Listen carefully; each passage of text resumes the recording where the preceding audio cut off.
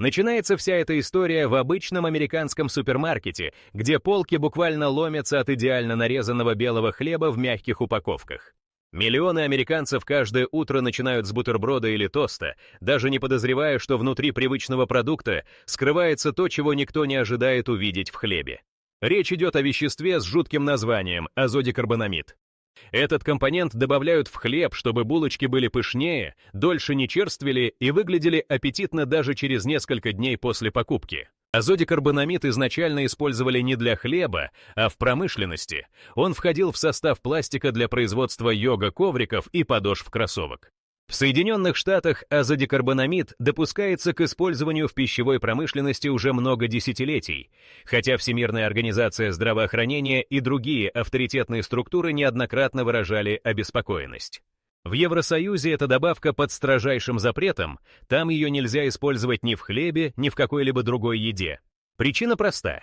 При термической обработке азодикарбонамид распадается на соединения, среди которых есть вещества с доказанным канцерогенным действием. Это значит, что регулярное употребление хлеба с этой добавкой может привести к настоящей катастрофе для здоровья. Интересно, что в Великобритании еще в конце 90-х власти потребовали немедленно убрать все продукты с этой добавкой с прилавков, а крупнейшие сети даже получили крупные штрафы за попытку продолжить продажи. В Европе за нарушение могут не только оштрафовать, но и лишить лицензии на производство. В то же время в Америке азодикарбонамид разрешен под маркировкой E921, и производители почти не скрывают его присутствие в составе. Более того, по американским стандартам, если в одной порции меньше 500 частей на миллион этой добавки, на упаковке даже не требуется отдельного предупреждения. Первые тревожные сигналы поступили еще в 70-х, когда ученые случайно обнаружили, что у животных, которым скармливали хлеб с азодикарбонамидом, чаще развивались опухоли кишечника. Исследования продолжались несколько лет, пока выяснилось, что термообработка усиливает опасность. При нагревании образуется соединение под названием семикарбазид. Оно в Европе считается крайне опасным, а в лабораториях используется только с максимально строгой защитой. В США же мощная пищевая индустрия активно лоббирует интересы производителей хлеба. Сотни миллионов долларов тратятся на исследования, которые призваны доказать безопасность азодикарбонамида. При этом ни одно из подобных исследований не было признано независимым экспертным сообществом. Американские организации по защите прав потребителей регулярно выпускают доклады о присутствии этого вещества в самых популярных марках хлеба. Практически каждый крупный производитель использует эту добавку по той причине, что она удешевляет производство и позволяет хлебу дольше оставаться свежим. Экспортировать такой хлеб в Европу невозможно, на границе продукцию сразу разворачивают назад, а вся партия попадает под утилизацию. Не менее удивительно, что в некоторых странах Южной Америки и Азии теперь тоже идет борьба за запрет азодикарбонамида в пище, так как все чаще возникают скандалы, связанные с поставками американской выпечки. Несмотря на все запреты, список стран, где хлеб с азодикарбонамидом все еще легален, поражает воображение. Больше половины американских штатов допускают его официально, а в Канаде до сих пор ведутся споры о целесообразности его использования. Впрочем, азодикарбонамид далеко не единственный ингредиент, вызывающий вопросы у европейских чиновников и врачей. Следом за хлебом внимание привлекает еще один привычный продукт, который ежедневно оказывается на столе у миллионов жителей Соединенных Штатов и Канады. Но в Евросоюзе с ним не церемонятся. На этот раз речь идет о молоке, которое производят с добавлением гормонов. Дальнейшее развитие событий приводит нас в молочный отдел того же супермаркета, где полки уставлены коробками и бутылями с привычным белым молоком. Большинство покупателей не тратят и секунды на раздумья, просто берут молоко, добавляют его в кофе, заливают хлопья или готовят на нем кашу. Но мало кто знает, что практически все промышленное молоко в Соединенных Штатах и Канаде содержит следы особого синтетического гормона – рекомбинантного бычьего соматотропина, или РБСТ. Этот гормон был создан в лабораториях с единственной целью – заставить коров давать больше молока, причем на 20-30% больше обычного. Фермеры получают огромные выгоды, больше продукции с той же самой коровой, минимум затрат, молоко кажется абсолютно обычным на вкус и по цвету. Первая партия RBST появилась на рынке в 90-х, когда американская компания Monsanto закончила испытания и добилась одобрения регуляторов. Производители быстро оценили новую возможность. Теперь не нужно было увеличивать стадо, вкладываться в новые фермы или покупать больше корма. Достаточно один раз в 2 недели делать инъекцию корове, и уже через месяц удои вырастали. Сам гормон, как утверждали разработчики, не представлял угрозы для человека. Он якобы полностью разрушался при пастеризации молока. Однако спустя всего пару лет появились первые научные публикации, в которых говорилось, RBST может влиять на уровень другого вещества в молоке, инсулиноподобного фактора роста AGF1. Эта молекула отвечает за деление клеток, и ее повышение связывали с риском некоторых онкологических заболеваний. С началом 2000-х в Европе провели собственные исследования, и результаты шокировали чиновников. Молоко с RBST отличалось не только по химическому составу, но и по микробиологическим показателям. Коровы, которым вводили гормон, чаще болели маститом, воспалением молочной железы. Для лечения им давали больше антибиотиков, значит, в молоке повышался риск остатков этих препаратов. Европейский Союз не стал ждать новых доказательств. Уже в середине 90-х полностью запретили как сам гормон, так и любые продукты его использования. Такой запрет быстро ввели и в Японии, Австралии, Новой Зеландии. В Соединенных Штатах, напротив, RBST легален и используется по сей день. Маркировка на упаковках чаще всего отсутствует, только отдельные фермы добровольно размещают надпись «без гормонов», чтобы привлечь покупателей, следящих за здоровьем. Но даже если на молоке нет прямого указания на RBST, никто не гарантирует, что оно производится без его применения. По оценкам, минимум половина всего молока на американском рынке получена с использованием этого гормона. В Канаде ситуация изменилась лишь частично. Сначала фермеры активно использовали RBST, но после массовых протестов врачей и потребителей власти приостановили разрешение на ввод препарата. Правда, проверки практически не проводятся, и периодически всплывают скандалы о поставках контрафактного гормона через границу. При этом молоко, произведенное с помощью RBST, спокойно экспортируется во многие страны Латинской Америки, Азии и даже на некоторые острова Карибского бассейна, где местные регуляторы не могут обеспечить полный контроль за импортом. В Европе к американскому молоку относятся с максимальным недоверием. Там действует нулевая толерантность к любым товарным партиям, в которых находят хотя бы следовые количества синтетических гормонов. Несколько лет назад на таможне в Германии остановили огромную партию мороженого, предназначенного для сетей фастфуда. Анализ показал наличие молочных жиров с остатками RBST, и вся продукция была уничтожена без возврата производителю. Факты говорят сами за себя. В Соединенных Штатах власти продолжают поддерживать молочную промышленность всеми силами. Мощные лоббисты и аграрные ассоциации тратят сотни миллионов долларов ежегодно, чтобы сохранить разрешение на использование RBST, несмотря на протесты ученых и врачей. Крупнейшие фермы не скрывают, что благодаря гормонам снижают издержки и делают молоко дешевле для покупателей. Однако европейцы твердо стоят на своем, считая даже малейший риск для здоровья неприемлемым. Зато этот спорный вопрос открывает еще одну не менее захватывающую страницу в истории запрещенных продуктов. Теперь под ударом оказывается не только молоко, но и еда, которую любят миллионы детей и взрослых по всему миру, а именно куриные наггетсы. В отделе замороженных полуфабрикатов внимание притягивают яркие коробки с куриными наггетсами. На упаковке сочные кусочки курицы в золотистой панировке, аппетитно выглядящие и обещающие идеальный ужин или закуску.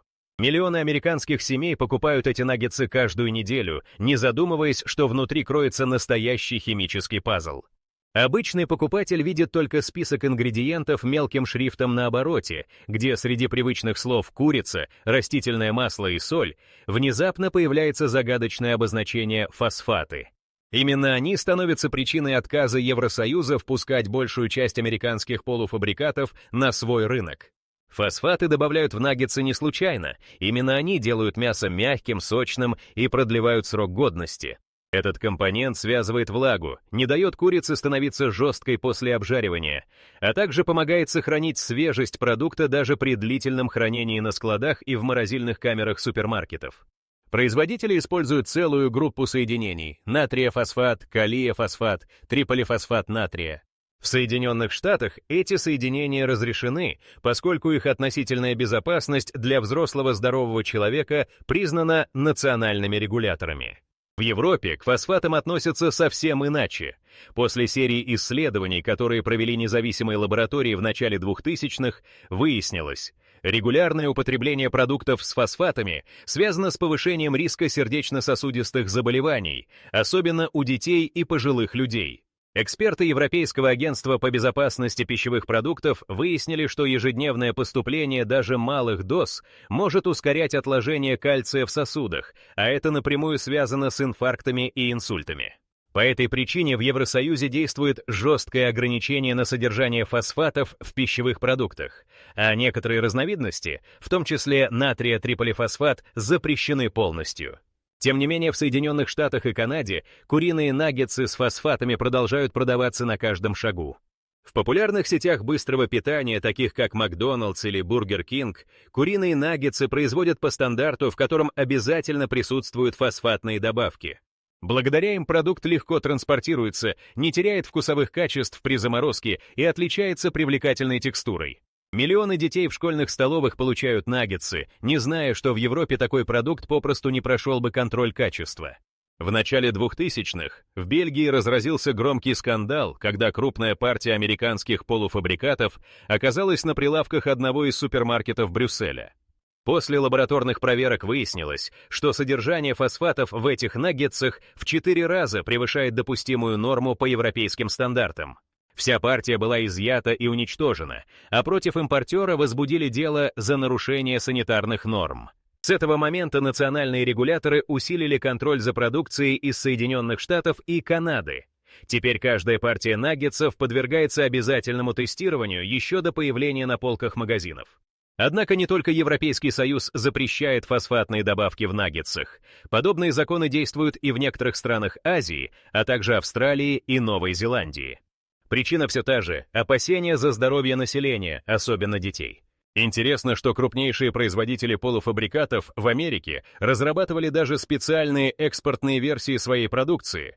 Для рынков Евросоюза делали наггетсы без фосфатов и с другим составом панировки, чтобы пройти сертификацию.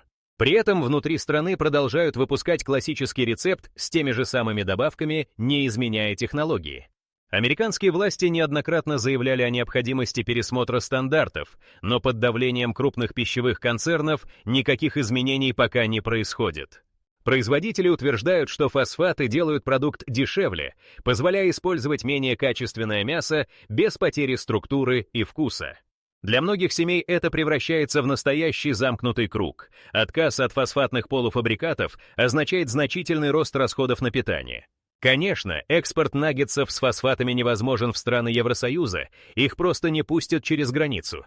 Но зато крупные торговые сети продолжают получать такие продукты из Соединенных Штатов и Канады для рынков Мексики, стран Южной Америки и даже некоторых африканских государств. Там требования к пищевым добавкам менее строгие, и контроль часто ограничивается лишь формальными проверками. Даже несмотря на серьезные разногласия между странами, куриные наггетсы с фосфатными добавками продолжают занимать лидирующие позиции по продажам в Соединенных Штатах и Канаде.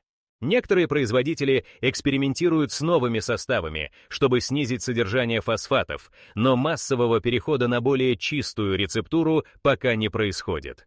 А пока американские покупатели не обращают внимания на химические компоненты в составе любимых наггетсов, европейские запреты кажутся им далекими и непонятными. Однако это только часть истории, ведь в списке запрещенных продуктов из Соединенных Штатов есть даже популярные напитки, которые могут содержать ингредиенты, запрещенные на большом количестве рынков за пределами Америки. Следующая остановка — отдел с прохладительными напитками, где яркие бутылки манят покупателей обещанием мгновенной свежести. Особенно популярен здесь лимонад с насыщенным цитрусовым вкусом, который любят взрослые и дети. Почти никто не обращает внимания на состав, а ведь один из компонентов таких напитков давно под запретом во многих странах мира. Речь о бромированном растительном масле, известном как БВО. Это вещество придумали специально для газировки, чтобы придать напиткам стойкий вкус цитрусовых и равномерно распределить ароматизаторы, не давая им всплывать наверх. БВО впервые начали использовать в Соединенных Штатах в начале 30-х годов XX века. С тех пор миллионы бутылок лимонадов, энергетиков и других ярких газировок содержали этот необычный компонент. Однако еще в середине XX века появились тревожные данные. В лабораторных тестах на животных обнаружили, что накопление брома в организме может вызывать расстройство нервной системы, проблемы с памятью, а в отдельных случаях даже дерматологические заболевания.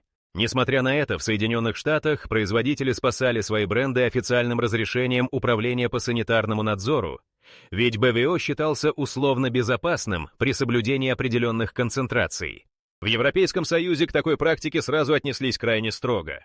Уже в начале 70-х годов БВО оказался в списке запрещенных пищевых добавок. Причина в том, что бром не выводится из организма быстро, при регулярном употреблении уровень этого элемента может накапливаться, особенно у детей и подростков, чья печень и почки еще не справляются с интенсивной нагрузкой. В ряде стран Европы даже поставки лимонадов с БВО сразу отправляются на уничтожение на границе. Под аналогичным запретом этот компонент оказался в Японии, Индии и Австралии, а также в ряде государств Южной Америки. Тем не менее, на полках американских магазинов такие напитки встречаются до сих пор. Около половины всех лимонадов с ярко-оранжевыми или желтыми этикетками содержат именно этот компонент. Самыми известными можно назвать Mountain Dew, Fanta Orange и некоторые другие популярные бренды. Производители даже выпускали официальные заявления, что концентрация БВО в одной бутылке не превышает 20 частей на миллион, порог, который установлен американскими стандартами. При этом маркировать напитки специальной предупредительной надписью не требуется, если дозировка не выходит за пределы одобренной нормы.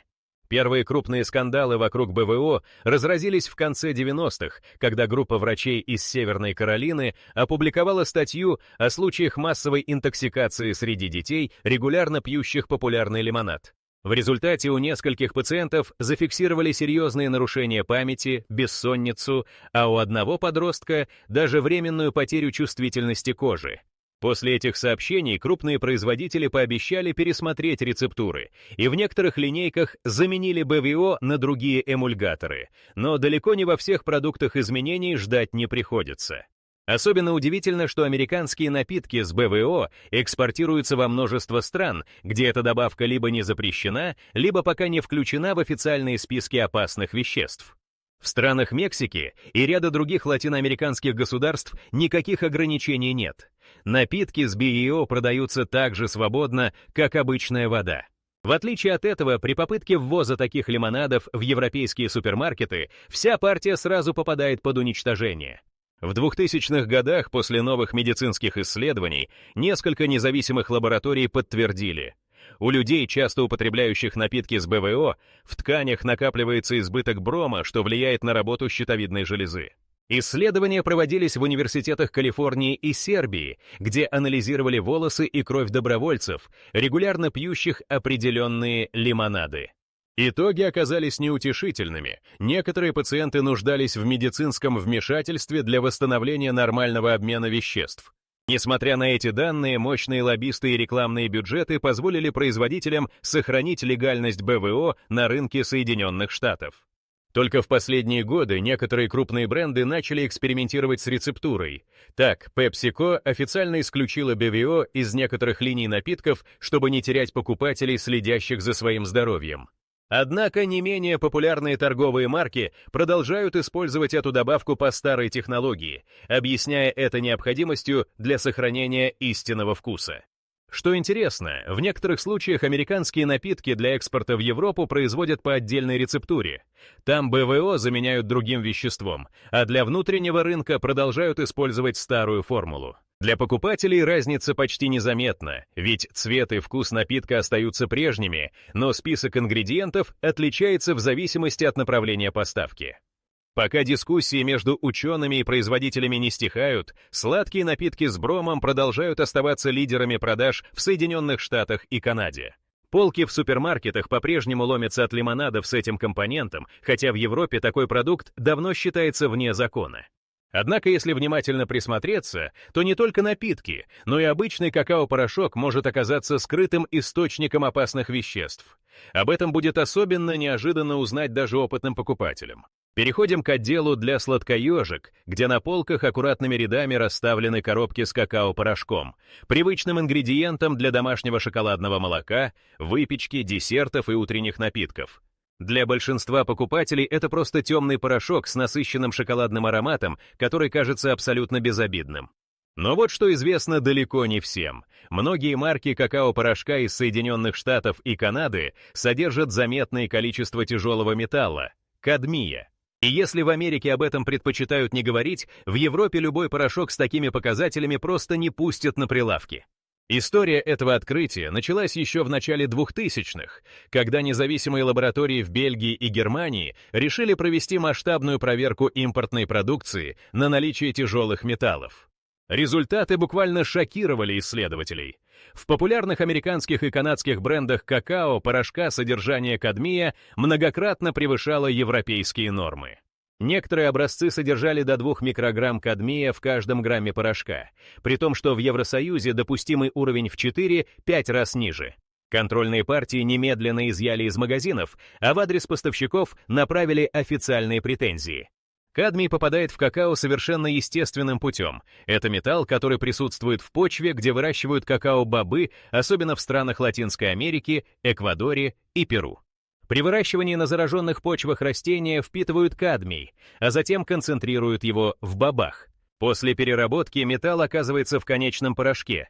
На вкус и запах он не влияет, зато накапливается в организме человека при регулярном употреблении. В Соединенных Штатах ограничений на содержание кадмия в какао-порошке гораздо меньше, до сих пор нет единого федерального стандарта. В Калифорнии, например, введены свои нормы, но большинство производителей просто размещают на упаковке маленькую строчку «может содержать кадмий», не указывая точных количеств. Покупатель даже не догадывается, что в чашке утреннего горячего шоколада может содержаться такая доза кадмия, которая по европейским меркам считается опасной. Аналогичная ситуация в Канаде, где лишь немногие бренды проводят независимое тестирование и сообщают результаты. После скандалов в Европе крупнейшие торговые сети отказались от закупок американского и канадского какао с завышенным содержанием кадмия.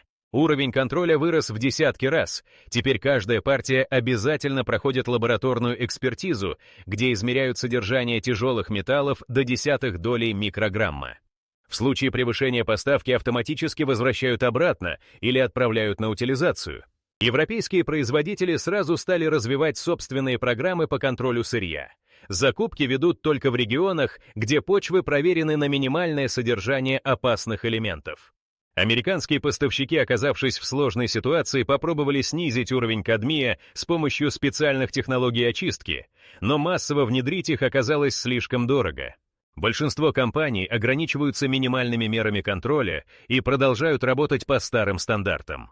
При этом основные продажи приходятся на внутренний рынок Северной Америки, а экспорт идет в страны Латинской Америки, Азию и Африку, где требования к безопасности часто ниже европейских. Журналисты нескольких американских изданий в конце 2000-х устраивали собственные эксперименты, закупали десятки образцов дешевого и элитного какао-порошка, отправляли их в независимые лаборатории и получали невероятно разные результаты.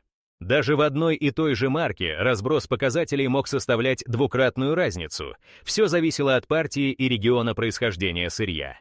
В некоторых случаях обнаруживали не только кадмий, но и следы других металлов, однако в минимальных дозах. Это заставляло покупателей по всему миру внимательнее читать состав, хотя на упаковках американских брендов предупреждения о кадмии продолжали появляться лишь по требованию законодательства отдельных штатов. Особенно остро вопрос стоит при производстве детских смесей, шоколадных батончиков и какао-напитков для школьников. В Евросоюзе минимальные нормы безопасности в этих категориях еще строже. В Соединенных Штатах, напротив, в школьных столовых и супермаркетах какао-порошок используется без дополнительных проверок, если нет прямого запрета от местных властей. Производители стремятся не афишировать информацию о сырье, а оптовые поставки идут по контрактам без указания страны-производителя бобов, чтобы избежать нежелательной огласки. Известны случаи, когда целые партии сладостей и какао-напитков, произведенные в Америке и Канаде, задерживали на таможнях Испании, Италии и Германии. После проверки лаборатории выдавали заключение о превышении допустимого уровня кадмия, а продукты немедленно отправляли на утилизацию. Подобные инциденты вынудили некоторые бренды создавать специальные европейские версии товара, но для внутреннего рынка продолжают использовать сырье со стандартным, более высоким содержанием металла. Миллионы американских и канадских семей продолжают покупать какао-порошок без опасений, ведь никакой явной угрозы для здоровья при однократном употреблении не возникает.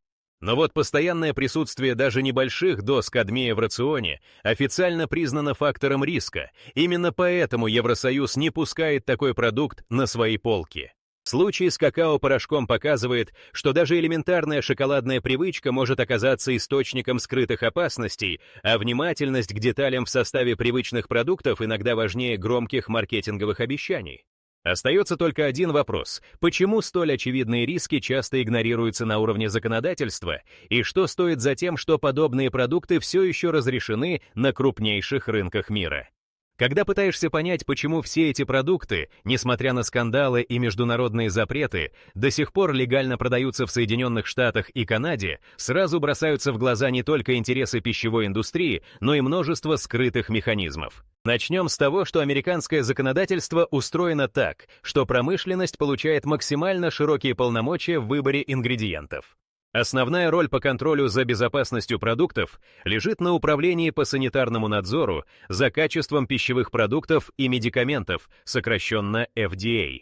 Однако именно здесь скрывается нюанс. С середины прошлого века действует понятие Generally Recognized as Safe, или GRAS.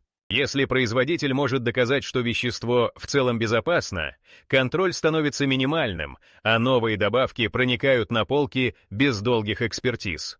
Пример из практики. Когда азодикарбонамид только начинали использовать в хлебе, несколько ведущих корпораций практически одновременно подали документы с исследованиями, финансированными самими же производителями. Поэтому вместо широкого медицинского разбирательства действие азодикарбонамида просто признали стандартным до получения явных доказательств вреда. Чтобы инициировать запрет, необходимо на федеральном уровне организовать массовые проверки, провести десятки независимых исследований и получить согласие сразу нескольких комитетов. Экономические последствия для производителей учитываются в первую очередь, ведь запрет стабилизатора сулит убытки в десятки миллионов долларов разом. Ситуация с гормонами в молоке напрямую связана с институтом аграрного лобби.